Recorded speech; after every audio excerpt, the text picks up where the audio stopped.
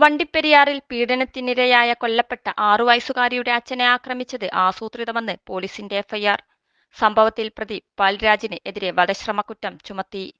6 വയസ്സുകാരി പീഡിപ്പിക്കപ്പെട്ട സംഭവത്തിൽ കോടതി വെറുതെ വിട്ട അർജുന്റെ ബന്ധുവാണ് പാൽരാജ്. കൊലപാതകം നടത്തുക എന്ന ഉദ്ദേശത്തോടെയാണ് പാൽരാജ് സംഭവസ്ഥലത്ത് എത്തിയത് എന്നാണ് എഫ്ഐആർ. ആയുധവുമായി എത്തിയ പാൽരാജ് മനഃപൂർവ്വം പ്രകോപനമുണ്ടാക്കുകയായിരുന്നു. പാൽരാജിന് പെൺകുട്ടിയുടെ അച്ഛനെ കൊല്ലാൻ ഉദ്ദേശ്യമുണ്ടായിരുന്നു. ഇതിനു വേണ്ടിയാണ് പ്രതി കയ്യിൽ ആയുധം കരുതിയത് എന്നും എഫ്ഐആറിൽ പറയുന്നു.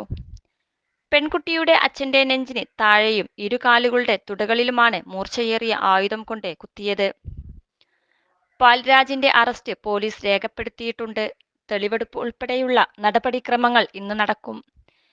+2 ഡിഗ്രി കഴിഞ്ഞവർക്ക് വേൾഡ്സ് ഫസ്റ്റ് AR/VR ക്ലാസ് റൂമിലൂടെ സ്മാർട്ട് ഫോൺ എഞ്ചിനീയർ ആവാം. കൂടുതൽ അറിയാൻ വിളിക്കൂ ബ്രിഡ്കോ ആൻഡ് ബ്രിഡ്കോ. ഇന്നലെയായിരുന്നു കേസിനാസ്പദമായ സംഭവം നടന്നത്.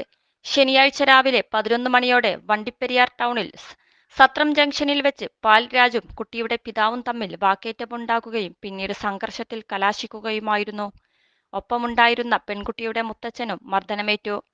കട്ടപ്പന ഫാസ്റ്റ് ട്രാക്ക് കോടതി കഴിഞ്ഞ മാസമാണ് വണ്ടിപ്പെരിയാർ കേസിലെ പ്രതിയായിരുന്ന അർജുനെ വെറുതെ വിട്ടത്. തെളിവുകളുടെ അഭാവം ചൂണ്ടിക്കാട്ടിയായിരുന്നു നടപടി.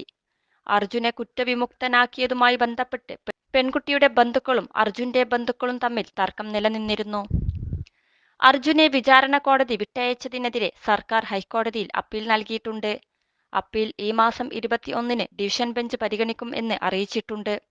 2021 ജൂൺ 30-നാണ് വണ്ടിപ്പെരിയാറിൽ 6 വയസ്സുകാരിയായ പെൺകുട്ടിയെ വീട്ടിൽ തൂങ്ങി മരിച്ച നിലയിൽ കണ്ടെത്തിയത്. പോസ്റ്റ്മോർട്ടം റിപ്പോർട്ടിൽ പെൺകുട്ടി പീഡനത്തിന് ഇരയായെന്ന് കണ്ടെത്തി. 23 ലക്ഷത്തോളം സന്തുഷ്ടരായ ഉപഭോക്താക്കളും 2 ലക്ഷത്തോളം തിമിര ശസ്ത്രക്രിയകളും പൂർത്തിയാക്കിയ മലബാറിലെ ഏക കണ്ണാശുപത്രി Al Salama eye hospital, hospital road, Perinthalmanna. പിന്നാലെ നടത്തിയ അന്വേഷണത്തിൽ വണ്ടിപ്പെരിയാർ ചുരക്കുളം സ്വദേശി അർജുനെ അറസ്റ്റ് ചെയ്യുകയായിരുന്നു. എന്നാൽ പോലീസ് തെളിവുകൾ അപര്യാപ്തമാണ് എന്ന് കണ്ട് കോടതി അർജുനെ വിട്ടയക്കുകയായിരുന്നു. അതേസമയം കട്ടപ്പന ഫാസ്റ്റ് ട്രാക്ക് കോടതിയുടെ ഉത്തരവ് റദ്ദാക്കി അർജുനെ ശിക്ഷിക്കണം എന്നാണ് സർക്കാർ നൽകിയ അപ്പീലിലെ ആവശ്യം. വസ്തുതകളും ശാസ്ത്രീയ തെളിവുകളും വിലയിരുത്തുന്നതിൽ വിചാരണ കോടതിക്ക് തെറ്റുപറ്റിയെന്നും സാക്ഷിമൊഴികളും കണക്കിലെടുത്തില്ലെന്നുമാണ് ഹൈക്കോടതിയിൽ സമർപ്പിച്ച അപ്പീലിലെ വാദം.